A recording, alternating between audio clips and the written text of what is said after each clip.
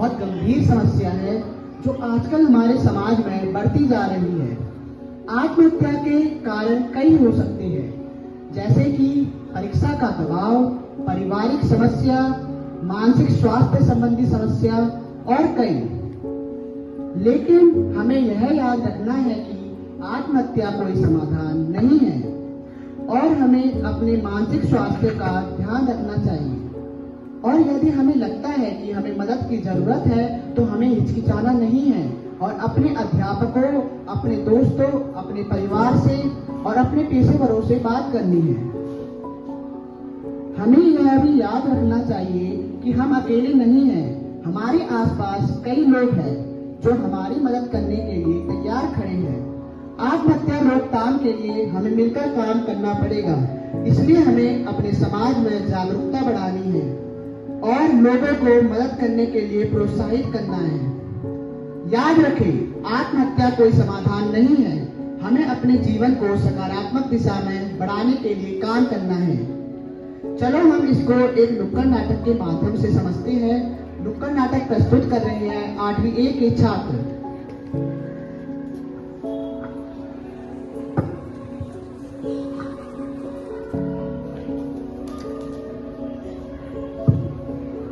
चलो भैया, मैंने अपने मित्र राहुल से कई दिनों से मिला नहीं हूँ और परीक्षा के अंक आ गए होंगे।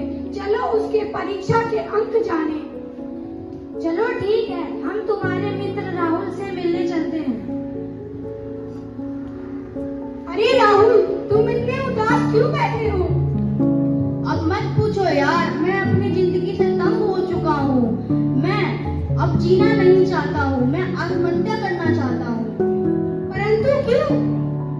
क्योंकि मैं इस साल की परीक्षा में फेल हो चुका हूँ। तो क्या हुआ? अगली बार की परीक्षा में तुम प्रथम आना।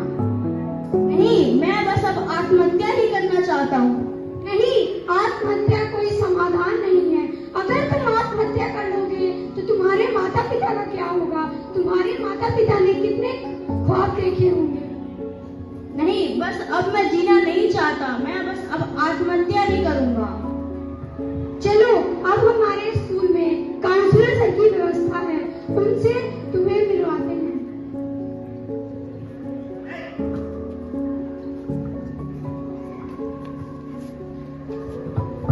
आओ बेटा राहुल, बैठो, पानी पी लो। नहीं सर। राहुल बेटा, तुम्हें क्या समस्या है, बताओ। कुछ नहीं सर। पीयूष बेटा, तुम ही बता दो, राहुल को क्या समस्या है?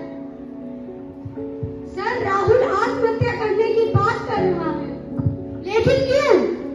क्योंकि राहुल इस बार की परीक्षा में फेल हो चुका है। राहुल बेटा, ये अच्छी बात नहीं है। आत्महत्या कोई समाधान नहीं है। लेकिन सर, अब मैं क्या करूं? मैं अब जीना नहीं चाहता क्योंकि मैं इस साल की परीक्षा में फेल हो चुका हूँ। मेरे को अब स्कूल जाने में भी शर्म महसूस होती है और मेरे दोस्त मेरे को चिढ़ाते हैं। तो क्या हो गया? तुम अपने परिवार के लिए जी रहे हो, ना कि उन दोस्तों के लिए जो तुम्हें चिढ़ाते हैं। वैसे राहुल बेटा, तुम्हारे पापा क्या काम करते हैं?